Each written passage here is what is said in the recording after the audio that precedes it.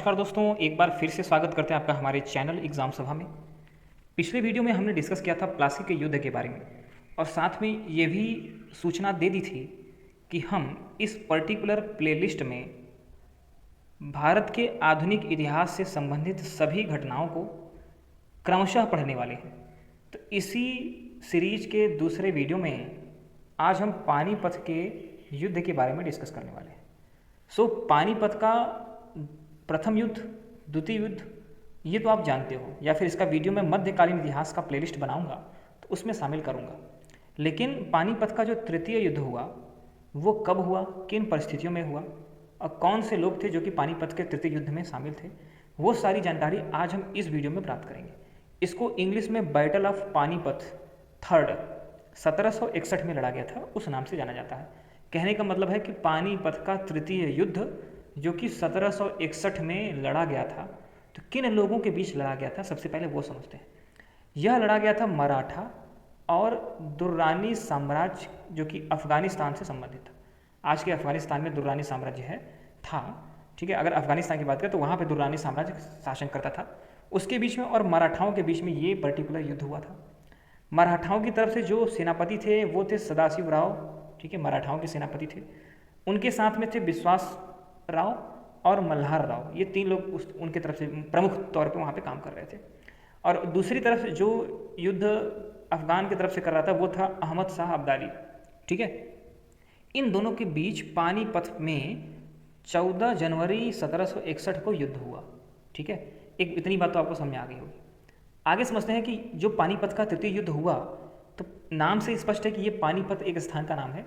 ये कहाँ पड़ता वो समझिएगा।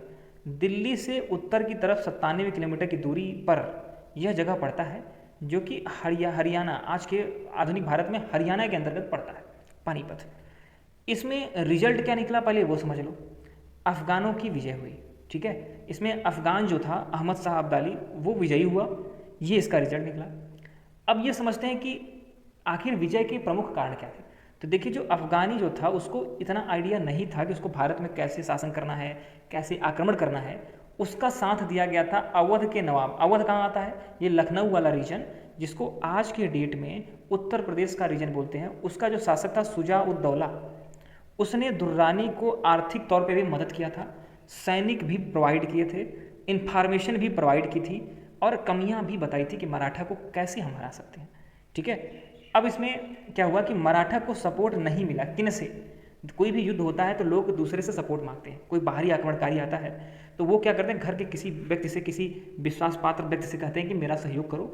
इसी तरीके से मराठाओं ने जब सहयोग मांगा राजपूतों से, ठीक है, जो राजस्थान में शासन किया करते थे, जट हो गया, सिख हो गए, तो सिख, जट, राजपूत, इन तीनों ने मराठा का सहयोग नहीं किया।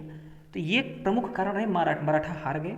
और दुर्रानी के विजय का सबसे प्रमुख कारण है कि शुजा उद दौला, जो कि काफ़ी पैसे वाला था और उसने आर्थिक तौर पे भरपूर मदद की, ठीक है। और उसने कई सीक्रेट लीक किया दुर्रानी को कई सीक्रेट बताए। इस तरीके से इस युद्ध का रिजल्ट ये निकला कि अफगान विजयी हुए, ठीक है।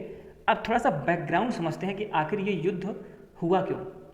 एक्चुअली क्या हुआ था कि जैसे जैसे मराठा शासन बढ़ रहा था, ठीक है, और मुगल शासन कमज़ोर पड़ रहा था, क्योंकि औरंगजेब के मृत्यु के बाद मराठा जो शासन था बहुत तेज़ी से बढ़ने लगा।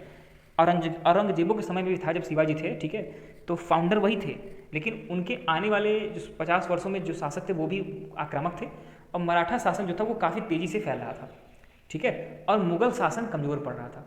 ये एक वजह थी जिसकी वजह से मराठा जो थे वो अपने शासन को अधिक से अधिक दूर तक बढ़ाना चाहते थे। दक्षिण से लेकर के उत्तर आपके सिंध तक उनका शासन फैल भी चुका था, ठीक है।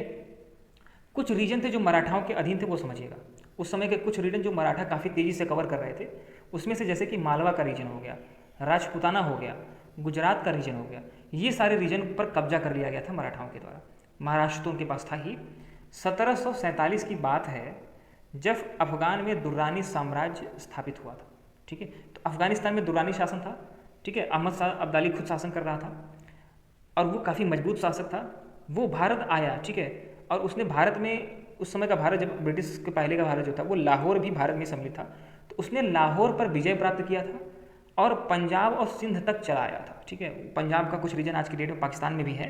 तो लाहौर पाकिस्तान वाला रीजन जो था वो अफगानी शासक दुर्रानी साम्राज्य के अहमद शाह अब्दाली के अंतर्गत आ गया था, और उसका जो पुत्र था वो लाहौर का गवर्नर था।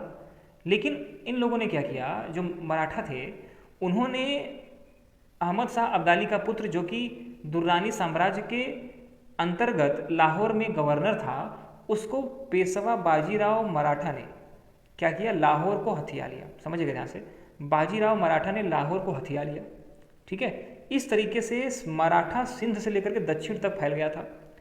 अब आप किसी पर आक्रमण करके उसका हथिया लोगे चीज़ें, तो उसको तो एक खुन्नस हो जाएगी ना, कि खुन्नस हो जाएगी कि उसको कभी ना कभी इसको हराना है। तो यही खुन्नस हो गई कि मेरे पुत्र को बंदी बनाया, मारा। तो अफगानी शासक दुर्रानी साम्राज्य वाला वो मराठा पर आक्रमण करने के लिए बेताब हो गया।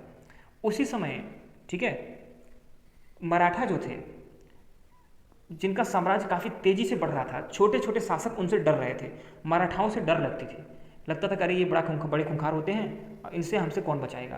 तो इसलिए वो सभी छोटे छोटे राजा मिल करके उन्होंने आमंत्रित किया दुर्रानी शासन को, अहमद शाह अब्दाली को, कि आप आओ और मराठाओं पे अटैक करो।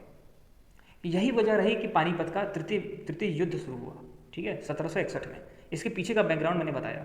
अब समझिएगा इसमें कि किन लोगों ने साथ दिया, वो समझिएगा।